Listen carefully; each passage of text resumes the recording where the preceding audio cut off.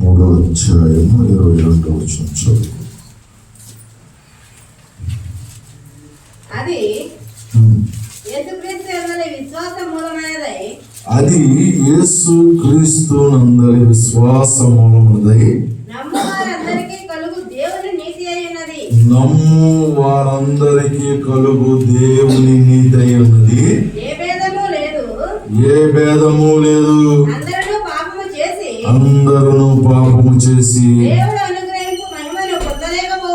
దేవుడు అనుగ్రహించు మహిమను పొందలేకపోతున్నారు. కాబట్టి నమ్మువారు ఆయన కృపచేతనే క్రీస్తు యేసునందలి విమోచన ద్వారా ఉచితముగా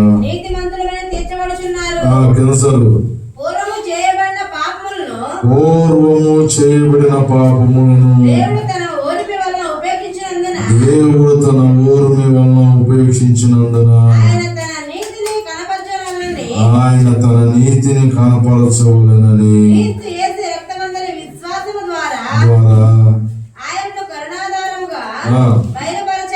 చాలు. ప్రభునందు ప్రేమైన దేవుని బిడ్డలారా,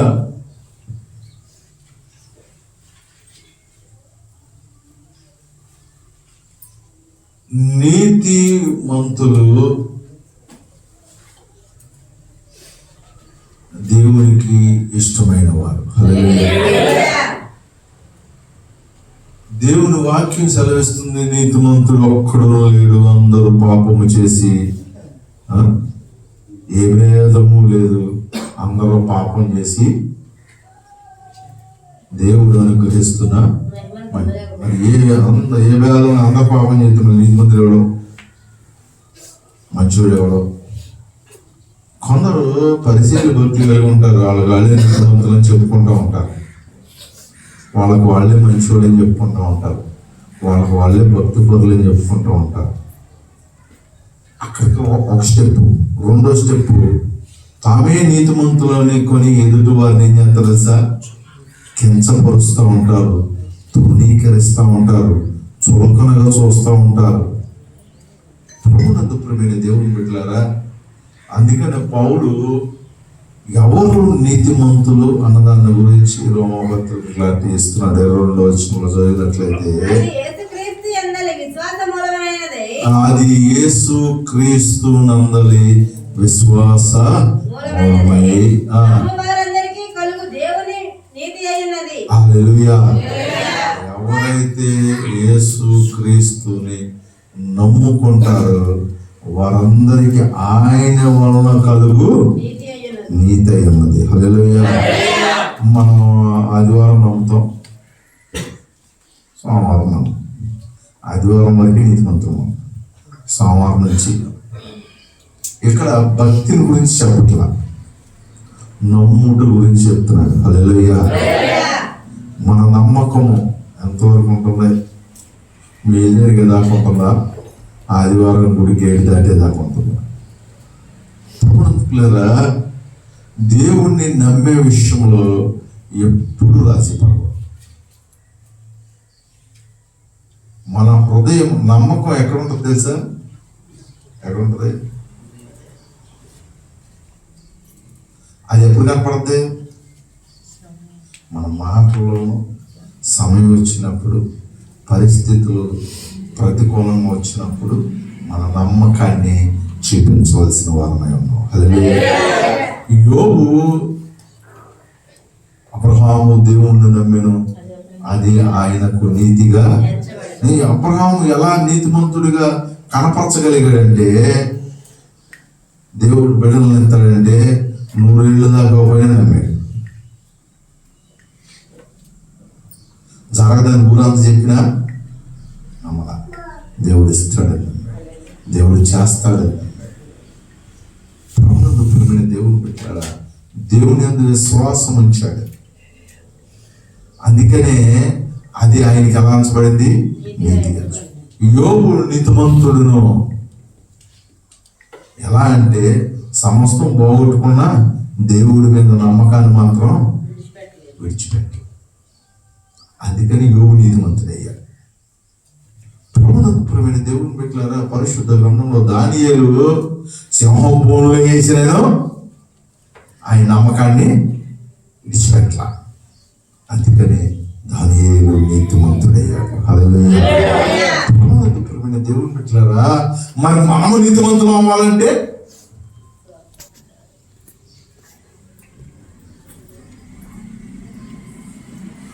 నమ్మకం ఉండాలి. హల్లెలూయా. నమ్మిన ఎడల దేవుని కార్యాన్ని చూస్తాం. శిష్యులు అడుగుతారు, అయ్యా నమ్మకము తప్పిపోకున్నట్లు మాకు సహాయము. ప్రభునందు ప్రియమైన దేవుని పెట్టారా మనం కూడా ఈ 100 సంవత్సరాలు అడగాల్సిందే తెలుసా, అయ్యా నమ్మిక తప్పిపోకున్నట్లు సహాయం చేయాలి. ఏంటో ఒక్కోసారి బలంగా నమ్ముతా, దేవుడు నాకు గొప్ప మేలు చేస్తాడు, దేవుడు నన్ను విడిచిపెట్టాడు, దేవుడి కార్యం నేను చూస్తానని. ఒక్కొక్కసారి మన నమ్మకం ఏమో ఏం చేస్తాడు, జరిగిద్దో లేదు, ఇవన్నీ అనవసరంలే. కానీ మన పని ఏదో మనం చేసుకుంటే, మన కష్టం ఏదో మనం పడితే, మన తెలివితేటలు ఏదో మనం ఉపయోగిస్తే ఇవన్నీ కాదు కానీ అని మళ్ళీ నమ్మకం తప్పిపోతుంది. ప్రభునందు ప్రియమైన దేవుని బిడ్డలారా, దేవుని ఎదుట నీతిమంతులుగా ఉండవలసిన మనము నమ్మకము తప్పిపోవటం వల్ల అవిశ్వాసులుగా మార్చబడుతున్నాం. అవిశ్వాసులు దేవుని రాజ్యానికి కాదు. ప్రభునందు ప్రియమైన దేవుని బిడ్డలారా, మన నమ్మిక ఎన్నడూ తప్పిపోకూడదు. ప్రభు పరిస్థితులు మారినా, సమస్యలు ఎదురైనా, అనారోగ్యాలు ఎదురైనా, మరణము సహితము ఎదురుగా నిలబడినను మన నమ్మిక మాత్రం తప్పిపోకూడదు. హల్లెలూయా. ఎవరు యేసు క్రీస్తునందు నమ్మిక ఉంచుతారో అటు వారిని దేవుడు ఏం చేస్తాడు, నీతిమంతులుగా మారుస్తానన్నాడు. హల్లెలూయా. చదువు వచ్చిన ఉన్నది అది యేసుక్రీస్తు యందలి విశ్వాసమూలమైనది నమ్మువారందరికీ కలుగు దేవుని నీతి అయినది. అసలు నమ్మితే విశ్వాసం ఉన్నట్టే. నమ్మకం లేకుండా విశ్వాసం ఎక్కడి నుంచి వచ్చింది? ప్రభునందు ప్రియమైన దేవుని బిడ్డలారా, నమ్ము ప్రతివాడు పొందుకుంటాడు. హల్లెలూయా.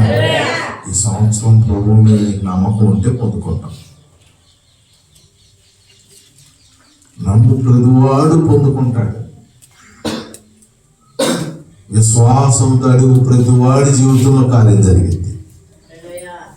ప్రభునందు ప్రియమైన దేవుని బిడ్డలారా, మన నమ్మకము జారిపోతున్న దినాల్లో ఉన్నాం. గుడికి వస్తున్నామే కానీ, ప్రార్థన పడుతున్నామే కానీ, వెళ్తున్నామే కానీ, రాత్రి మన విశ్వాసాలతో హృదయం తెరిచి మాట్లాడుకున్నాం. ఇదంతా ఉట్టిదేనయ్యా, గుడికి వచ్చి వెళ్తామని చెప్పారు. అదేంటమ్మా కన్నీళ్ళు అవుతున్నాయి, అవన్నీ ఉట్టిదేనయ్యా అని రాత్రి అనుకున్నాం. అవన్నీ ఉట్టిదేనయ్యా ఏంటి అసలు లోపల అలాగే ఉంటుంది. ఈ ఊరిని షో వస్తున్నాం, వెళ్తాం, నలుగురితో పాటు కాసిన బాధలు తలుచుకొని, ఎరువులు తలుచుకుంటే చుక్కలు వస్తున్నాయి. ఇక ఆ చుక్కలు కాసిన బయటేసి వెళ్తున్నాం. కానీ అయ్యారు అసలు లోపలేమి అన్నట్టుగా ఉన్నాయి. లోపల ఎవరు నీ హృదయము దేవుని యొక్క ఆలయమని, లోపల ఆలయం లేదు, ఏమీ లేదు. లోపలంతా పూజ పెట్టేసి చీకటైపోయింది. లోపలంతా ఏమి లేదు అయ్యారంటే అప్పుడు ఇక కాదమ్మా మనం మళ్ళా పూజలు దొరుకునే కార్యక్రమం. మొన్న ఇల్లు దొరికాం, మొన్న ఇంటికి పెట్టిన పూజలు దొరికాం, బొచ్చులై బయటేసి చెప్పుకుంటే సూపర్ వృద్ధాం. ఇప్పుడు అయ్యా మేనోళ్ళు ఉన్నారు అయ్యా, మేనోళ్ళు రానోని మనం ఏం చేయలేం. రానోళ్ళు మనం ఏం చేయగలుగుతాం? అవి పెద్దవి. హల్లెలూయా. ఏంటి విరిగితే సార్ చూసాక బాగోదు. ప్రభునందు ప్రియమైన దేవుని బిడ్డలారా, అందువల్ల మనం ఏం చేయలేం. కానీ అట్టని పిల్లలు కూడా వద్దు. ఈసారి పెద్దోళ్ళు వద్దు,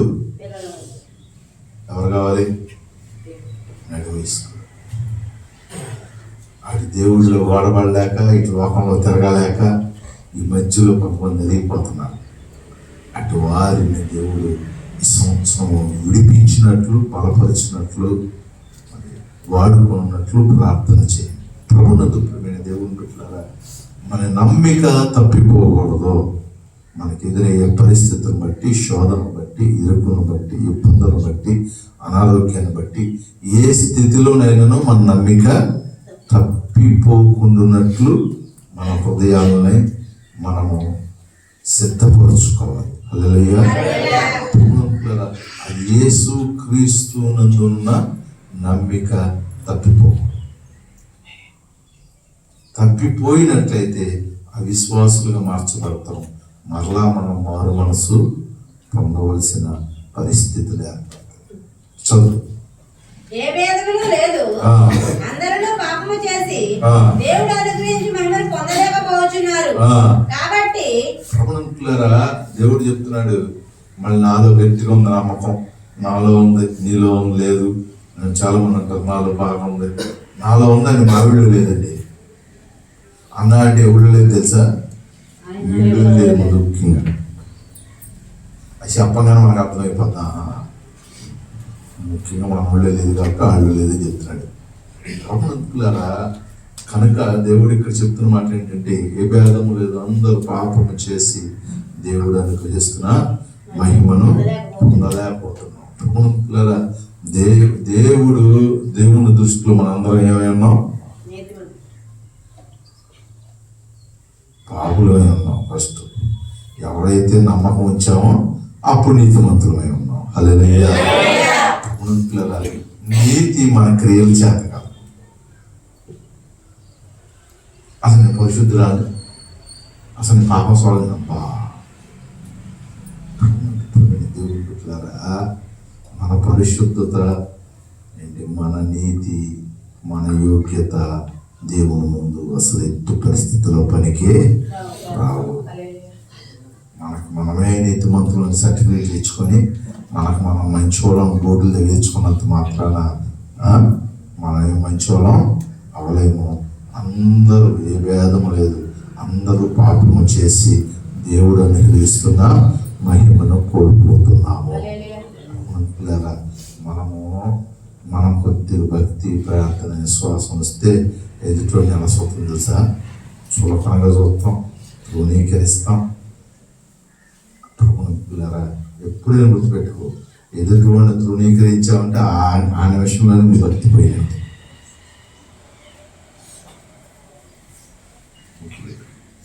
వాళ్ళు మంచోళ్ళు కాదు, వీళ్ళు మంచోళ్ళు కాదు, వాళ్ళు అట్ట వీళ్ళు అట్ట అన్న అని మనుషులు అంటారండి.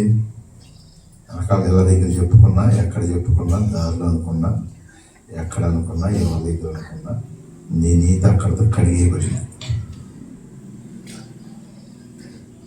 పరిసేయుడు సుంకర్లో పరిసేయుడు అన్నీ కరెక్టే, కానీ ఎందుకు పరిసేయుడు భక్తి కడిగి వేయబడింది తెలుసా? సుంకర ప్రస్తావన తెచ్చాడు కనుక. గుర్తుపెట్టుకోవాలి. మనం కూడా ఎదుటి వారి యొక్క బలహీనతల ప్రస్తావన ఎప్పుడైతే మొదలేస్తామో మన యొక్క భక్తి దేవుని ముందు తోడు చేయబడింది. దేవుని పెట్టారా, ఇది చాలా జాగ్రత్తగా ఎప్పుడు మైండ్ దగ్గర పెట్టుకోవాలి. వాస్తవానికి పరిచయం నెంబర్ 1 ఉండవలసిన వాడు దేవుని దృష్టిలో తోచివేయబడతారు గల కారణం సొంకరి ప్రస్తావన ఎత్తాడు కనుక. ఆయన పరిచయం భక్తి గురించి పరిచయం చెప్పుకుంటే బాగుండేది. మన ప్రార్థన మనం చెప్పుకుంటే చాలా బాగుంటుంది. మన సమస్యల కోసం మనం అంగలాస్తే చాలా బాగుంటుంది. మన పరిస్థితుల వల్ల మనం ప్రార్థన చేసుకుంటే బాగుంటుంది. కానీ ఎదుటోడి కోసం చేసావా, పరిచయం భక్తి అయిపోయిపోతుంది. ఆ నిమిషంలోనే దేవుడు నీ ప్రార్థన పక్కన పెట్టేస్తాడు. దేవుడు పెట్టినారా, ఇతరులతో ఎన్నాడు నీ భక్తిని పోల్చుకోవద్దు. కావాలంటే పోల్చుకో, అయ్యా దానికన్నా పనికి మాలిందని, అతనికన్నా పనికి మాలిన ఉన్నాయ్యా, అతనికన్నా దౌర్భాగ్యం ఉన్నాయ్యా, అతనికన్నా అపవిత్రులున్నాయ్యా, అటు పోల్చుకో. అంతేగాని నిన్ను నువ్వు హెచ్చించుకున్నావా, దేవుని దృష్టిలో తగ్గించేయబడతావు, ప్రభువులారా అతను ఏ ప్రార్థన చెప్పినా చక్కగా హెచ్చరించబడతాడు. కొంతమంది హెచ్చరించబడతారు, కారణం ఏంటి తెలుసా? అలా తగ్గించడం వల్ల జనాలు దేవుడు అలా హెచ్చిస్తాం. హల్లెలూయా. చిచ్చి అన్నవా, నువ్వు తగ్గిపోయినట్టు అది పెరిగినట్టు లెక్క. అదేంటి వాళ్ళు అటు పెరిగిపోతున్నారని, మరి నువ్వు సీసీ అన్న బట్టి వాళ్ళు పెరుగుతున్నారు. నువ్వు సీసీ అన్నబోతే సగ్గానే ఉండేవాడు, నువ్వు పెరిగేదని. దేవుడు పెరుగుతారా? అందుకని మనం ఎదుటి వారిని ఎవరిని తృణీకరించకుండా మనము దేవుణ్ణి నమ్మాలి. హల్లెలూయా. మన నమ్మకం ఏదో మనం చూసుకుంటే చాలు కదా. ఆ నమ్మకాలు చూడాలి మనకెందుకు? సరే ఆమె బలపరిచి నమ్మేది చేస్తావా? ఆడు సవాసం చేసి నీ నమ్మకం కూడా బాగుంటుకుంటావు.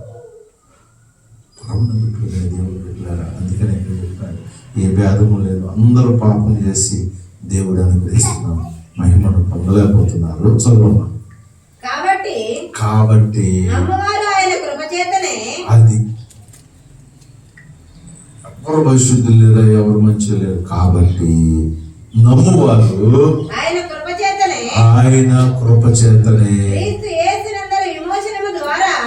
మనం నమ్మామంటే, నేను అసలు అయితే ఏదైనా పట్టుకోనంటే వదలను, అసలు స్థిరం ఈ మాటలు చెప్పి మళ్ళీ పోగొట్టుకోమా. మనం నమ్మామంటే ఎవరి కృప? దేవుని కృప. హల్లెలూయా. మనము నిలబడ్డామంటే దేవుని కృప. మనం దేవుళ్ళో కొనసాగుతున్నాం అంటే దేవుని కృప. మనము దేవుళ్ళో బ్రతుకుతున్నాం అంటే దేవుని కృప. కృప చేతనే క్రీస్తు యేసు నందలి విమోచన, ఆయన చేసిన బలియాగం, ఆయన చేసిన త్యాగం, మన పాపముల కొరకు ఆయన జరిపించిన ఆ బలియాగమును బట్టే హల్లెలూయా ఉచితంగా. మనమేం బలి అర్పించలా, మనమేం ఉపవాస ప్రార్థనలు చేయక్కర్లా, ఏమీ చేయక్కర్లా. ఉచితముగా ఉచితముగా ఉచితముగా కృప చొప్పున ఆయన నమ్ముట వలన, ఆయన యందు విశ్వాసం ఉంచుట వలన దేవుడు ఉచితంగా నిన్ను నన్ను నీతిమంతులుగా తీరుస్తున్నాడు. తీర్చబడుతున్న మనం, నీతిమంతులుగా ఉండే మనం నమ్మికలో ఎప్పుడు తప్పిపోకూడదు. ప్రభువులు ఎప్పుడు పక్కకి వెళ్ళకూడదు. ప్రభువు నమ్మే విషయంలో ఎప్పుడు జారిపోకూడదు. ఏ పరిస్థితిలో మనం ఏంటంటే బాగా డబ్బులు వచ్చి కలిసి వచ్చి అంతా బాగున్నంత కాలం నీ అంత నమ్మకం కూడా ఎవరికి ఉండదు. నమ్మాలి, బలంగా నమ్మాలి అని చెప్తావు. కొద్దిగా నీకేమైనా తేడా వచ్చిందనుకో, మరి ఎక్కడికి వెళ్ళిపోద్దో నాకు అర్థం అవ్వదు. ఆ నమ్మికలు ఎటు వెళ్ళిపోతే అభ్యాసం అవ్వదు. దేవుడు పెట్టారా? అటువంటి నమ్మకం కాదు. యోబు లాంటి నమ్మకం, అబ్రహాము లాంటి నమ్మకం, దానియేలు వంటి నమ్మకం. పరిస్థితులకి ప్రతికూలముగా ఉన్నను ఆ స్థితిలో కూడాను సింహాల ఎదుట నిలబడినను, అగ్నిగుండములో పడదోయబడినను మన నమ్మిక మాత్రం తప్పిపోకూడదు. హల్లెలూయా. శద్రక్ మేషక్ అబేద్నెగో అంటారు, నెబుకద్నెజరు మేము సేవించున్న దేవుడు రక్షించినను రక్షించక పోయినను నీవు నిలబెట్టిందని మాత్రం దండ పెట్టే ప్రసక్తి లేదంటారు. హల్లెలూయా. అది నమ్మిక. మన అవిశ్వాసం మాట్లాడుతుంది, అవ్వకపోయినది అయితే మనం దాంట్లో దూకుతాం, దేవుడు తింటాడు. తీసినా తీయకపోయినా, ఉన్నా పోయినా, ఏదైతే అదైనా, ఎట్లా జరిగితే అట్లా జరిగినా దేవుళ్ళు మాత్రం తిరగలేదు. నమ్మికలో మాత్రం తేడా లేదు. ఏ పరిస్థితుల్లో నేను ఊపిరున్నంత వరకు నమ్మికలో మాత్రం తేడా రాకూడదు. డబ్బులు ఉన్నప్పుడు బాగా నమ్మిక ఉంటుంది. డబ్బులు ఏమైనా కాసిన పోయి అనుకో, మన నమ్మిక ఎడిపోతుందో తెలియదు, ఎటు నుంచి గాలి వెళ్ళిపో, డబ్బులు వెనకబడి వెళ్ళిపోయినట్టే. ఆరోగ్యం బలంగా ఉన్నంతసేపు బలమైన నమ్మకం ఉంటుంది. ఆరోగ్యం కొద్దిగా తేడా వస్తే ఈ అమ్మ ఎంతకాలం చేసింది వెళ్ళిపోయిందో, ఆ డబ్బులు ఇచ్చిన వెళ్ళిపోయినాయో, భోజనాలు పెట్టిన వెళ్ళిపోయినాయో, నేను చేసిన ఎటుపోయింది ఏంటో ఈ పరిస్థితి వచ్చింది, నమ్మకం వెళ్ళిపోయింది. ఏ పరిస్థితుల్లోనూ మన నమ్మిక తప్పిపోవాలి. పరిస్థితులన్నీ మనం చేసుకునే దాన్ని పెట్టేవాళ్ళు. నాకైనా దానికి దేవుడికి పెట్టద్దు అసలు. మన పరిస్థితులన్నిటినీ దేవుడు చూస్తున్నాడు. ఆయన ప్రతికూల పరిస్థితుల్ని అనుకూలపరచాలనే చూస్తూ ఉంటాడు. హల్లెలూయా. కానీ ఏ పరిస్థితులైనా నీ నమ్మకం తప్పిపోకూడదు. అది ఈ 2026లో నువ్వు నమ్మికలు తప్పిపోకూడదు. నువ్వు నమ్మితే దిగులు పడవు, నువ్వు నమ్మితే విచారంగా ఉండవు, నువ్వు నమ్మితే కొనుక్కోవు, నువ్వు నమ్మితే గుడి మానవు, నువ్వు నమ్మితే దేవుని పని మానవు, నువ్వు నమ్మితే దేవుని చేసేది ఏది ఆపవు. ఈ నమ్మకాల్లో తేడా వస్తేనే మైండ్లో తేడా వస్తుంది, పనుల్లో తేడా వచ్చింది. అంతే కదా. దేవుడి బిడ్డలారా గమనించండి, ఏ విషయంలోనూ మనం వెనక్కి వెళ్ళకూడదు. అందరూ అనుకుంటున్నట్టు కొన్నిట్లోనూ ఉంటా, అన్నిట్లో ఉంటే మాయరకమా?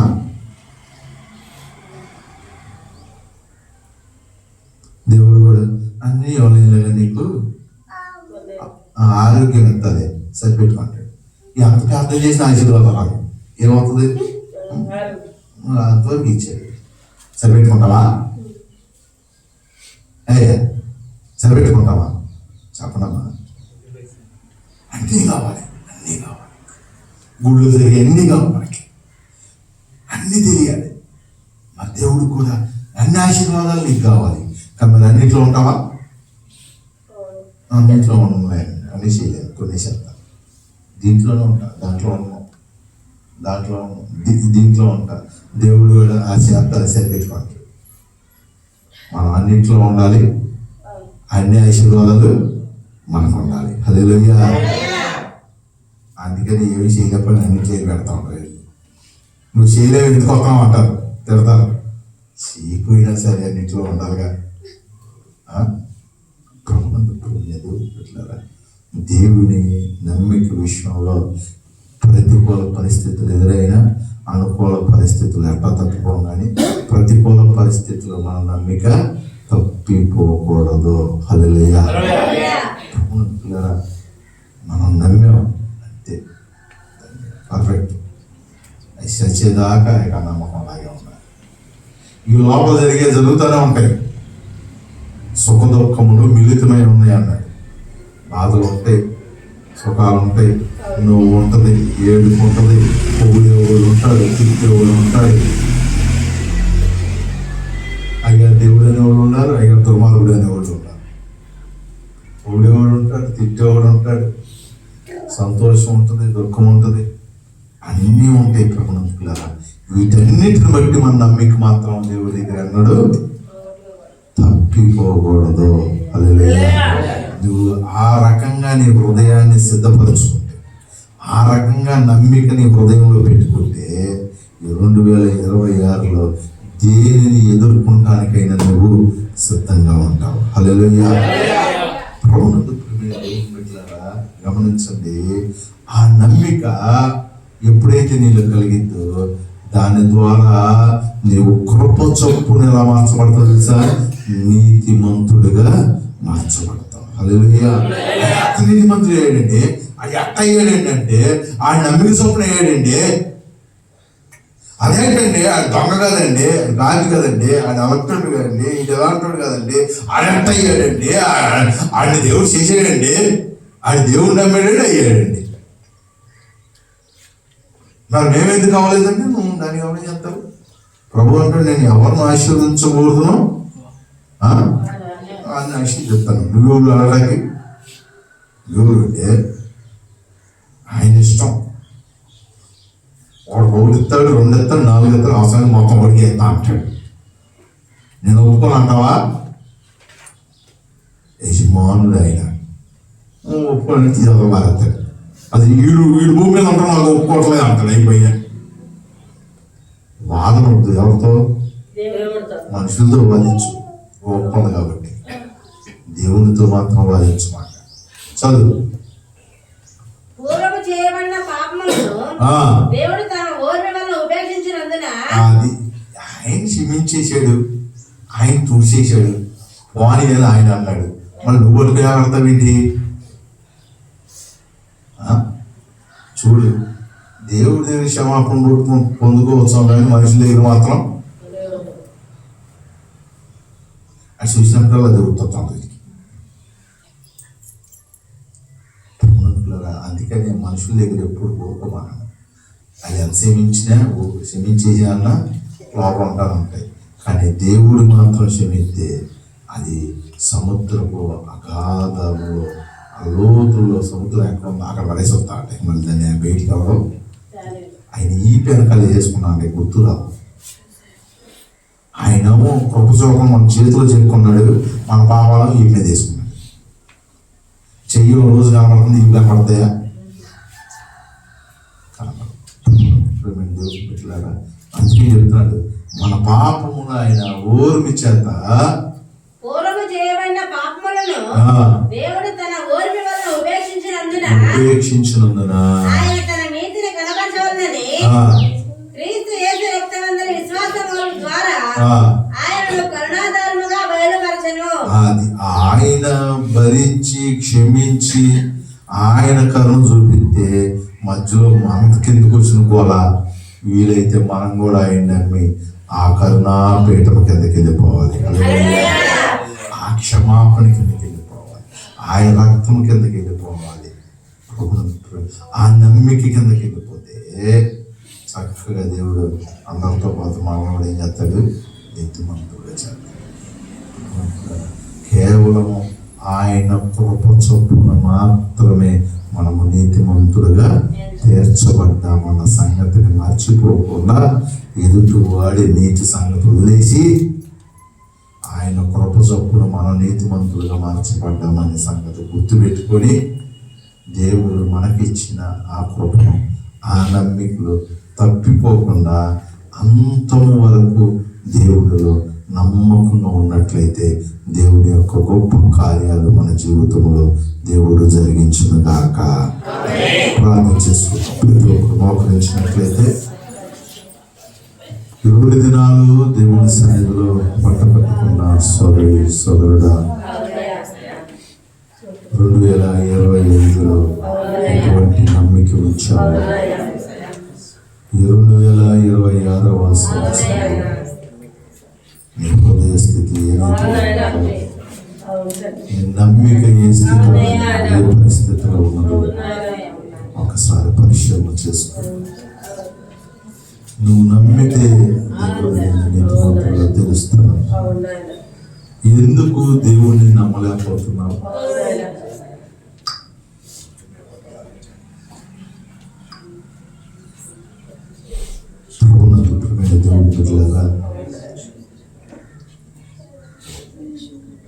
నమ్మిక తప్పిపోకుండా ఈ సంవత్సరమైనను దేవుని సన్నిధిలో నమ్మకంగా ఉండటట్లు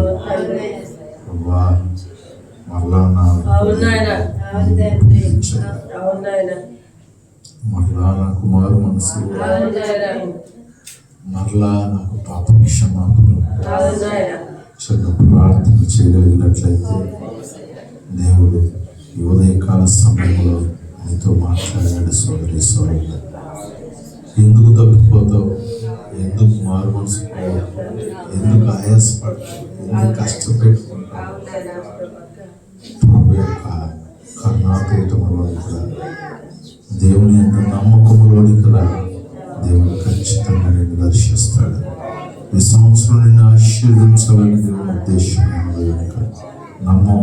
ఈ సంవత్సరం దేవుని నమ్ముతున్నాను, ఆయన చేస్తాడు. ఆయనలోంచి నమ్మకంలోంచి తప్పిపోకుండా నాకు సహాయం చేయకుండా అనేకులను తృణీకరించి కారణ చేసి ఎందుకు నీకు రావాల్సిన ఆశీర్వాదాలు, అనారోగ్యాలు, బాధలు, శ్రమలు తెచ్చిపెట్టుకుంటాం. ఏదైనా చేయనా దేవుని యొక్క నమ్మిక ఉంచు, దేవుని యొక్క కార్యాన్ని మన జీవితంలో దేవుడు జరిగించినట్లు ప్రార్థన చేసుకుందాం. పరిశుద్ధుడా, ప్రేమగల తండ్రి, దయగలిగిన రక్షణ స్థితులతో మా పాపములను మీరు క్షమించి ఓర్చుకొని నాయనా మమ్మల్ని నీతిమంతులుగా మీ కృప చొప్పున మార్చినందుకు వందనాలు. మాకు ఇచ్చిన రక్షణ భాగ్యం నాయనా క్షమాపణ అద్దదు మా యొక్క ప్రతి క్షమాపణ దయచేయండి.